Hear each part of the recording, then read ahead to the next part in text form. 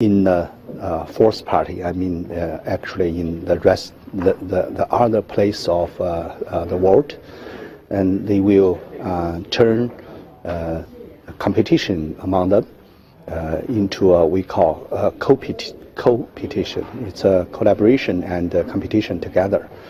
So it not only relax the tension among them, but also create new opportunities. Participants hope that opportunities like these, exchanging ideas, will assist future trade negotiations. The organizers of the roundtable hope for more forums in the future to enhance trust and exchange ideas between three countries to boost the trilateral economic cooperation.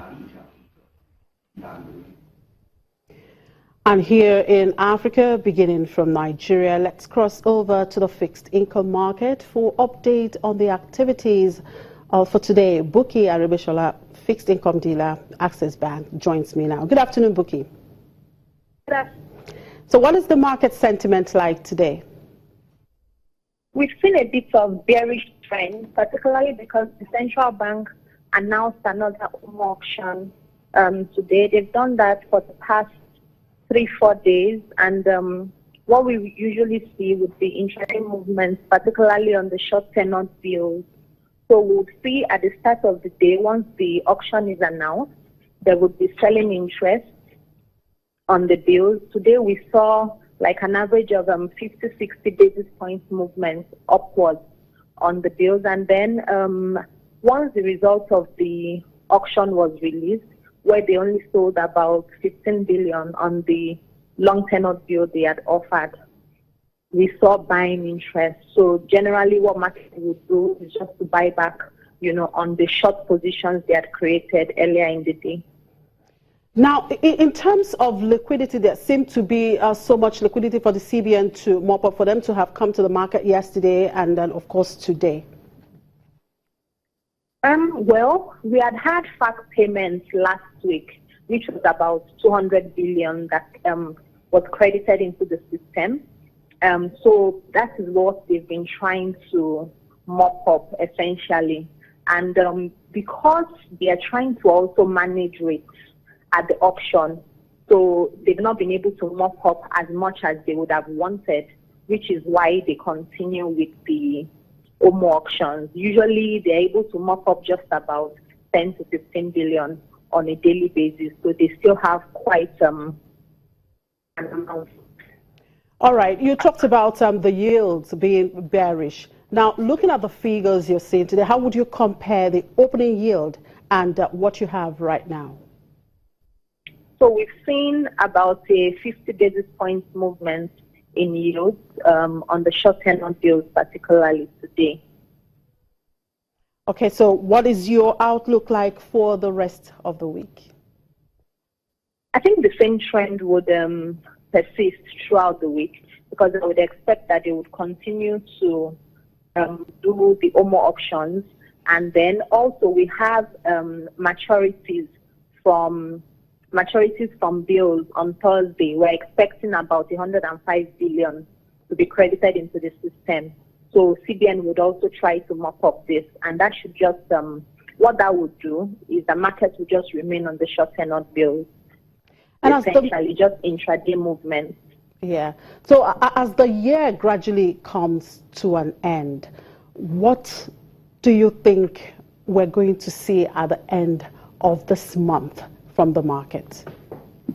Okay, so today the first quarter calendar for primary market auction treasury bills was released, and from that calendar we saw that there are going to be just two auctions this month for treasury bills. So between that and the OMO maturity that will be coming into the system this month, I think we have OMO maturities every week this month. So I would expect that markets would most likely be more on the buying side, because people would want to lock up whatever liquidity they have, maturities in at least on the short end, and then entering into the new year, they would then make fresh decisions. All right. Thank you very much for your time, Buki. And in Mozambique, of course, the debt-ridden country has no chance of meeting its year-end deadline for a restructuring deal. And that's according to investors who are preparing to dig in their heels until the country comes clear on what it owes and to whom. The Southern African country, one of the world's poorest, has seen its currency and investor confidence collapse since April, when the International Monetary Fund halted a loan after uncovering previously undisclosed debts that had not been approved by the parliament. Mozambique says its debt position is unsustainable and wants an urgent restructuring agreement with commercial creditors so a new IMF loan can be approved. Without this, the economy will face a downward spiral that will be hard to control. But creditors insist there is nothing to negotiate until they see an international audit of state firms' loans requested by the IMF and an outline of what sort of engagement the fund would envisage going forward. The commercial debts at the center of restructuring efforts comprise a $727 million Eurobond and about $1 billion in state-guaranteed loans. And South Africa's economy grew by 0.2% in the third quarter of 2016 after expanding by a revised 3.5% in the second quarter. Statistics South Africa says gross domestic product rose 0.7% on an unadjusted year-on-year basis in the third quarter, compared with 0.6% expansion in the previous 3 months. The figure was just shy of the 0.5% growth anticipated by economists. The rand firmed in response to the release of the data, touching a session high of 13.64 per dollar from 13.73 before its release. The mega growth in the quarter was led by a 3.2% decline in the manufacturing sector, followed by a 2.8% decline in the electricity sector and a 2.1% contraction in trade and accommodation. And Ghana's President John Mahama, facing a tough challenge in this week's election, says he had done his best in the past 4 years and deserved a second term to consolidate economic and infrastructure gains.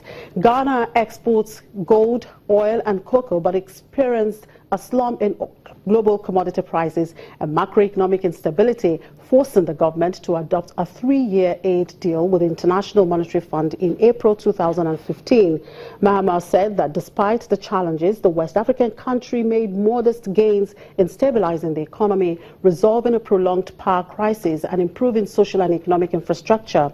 Akufo-Addo has said re-electing Mahama would threaten the nation's future, accusing the president's government of mismanaging the economy and unleashing hardship. We'll take a quick break now. When we return, we'll look at the commodities market, specifically the oil market. Stay with us.